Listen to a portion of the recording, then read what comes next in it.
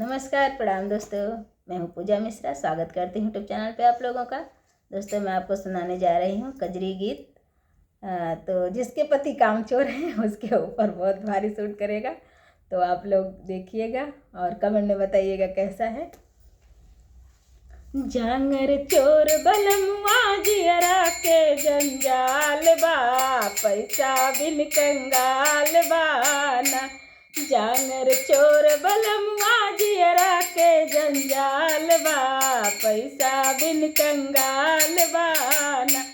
आधी रतिया की जब आवे हमसे जयमाना बनवावे, आधी रतिया की जब आवे हमसे जयमाना बनवावे। मोटका खात नाही रोजरी सियान बा, पैसा बिन कंगाल बाना।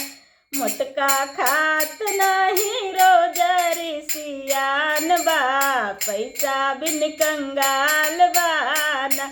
जांगर चोर बलमुआ जियरा के जंजाल बा, पैसा बिन कंगाल बाना। आधी रतिया की जब आवे हमसे गेड़ूला भरवावे, आधी रतिया की जब आवे हमसे गेड़ूला भरवावे। मोटका घोटत नाही रोजरी सियान बा, पैसा बिन कंगाल बाना। मोटका घोटत नाही रोजरी सियान बा, पैसा बिन कंगाल बाना।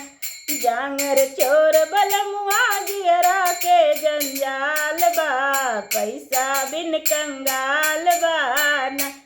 आधी रतिया की जब आवे हमसे बीरवा लगवावे, आधी रतिया की जब आवे हमसे बीरवा लगवावे। मोटका पूछत नाही रोजरी सियान बा, पैसा बिन कंगाल बाना। मोटका पूछत नाही रोजरी सियान बा, पैसा बिन कंगाल बाना। जांगर चोर बलमुआ जियरा के जंजाल बा, पैसा बिन कंगाल बाना। आधी रतिया की जब आवे हमसे सेजिया लगवावे, आधी रतिया की जब आवे हमसे सेजिया लगवावे। मोटका लेटत नाही रोजरी सियान बा, पैसा बिन कंगाल बाना। मोटका लेटत नाही रोजरी सियान बा, पैसा बिन कंगाल बा।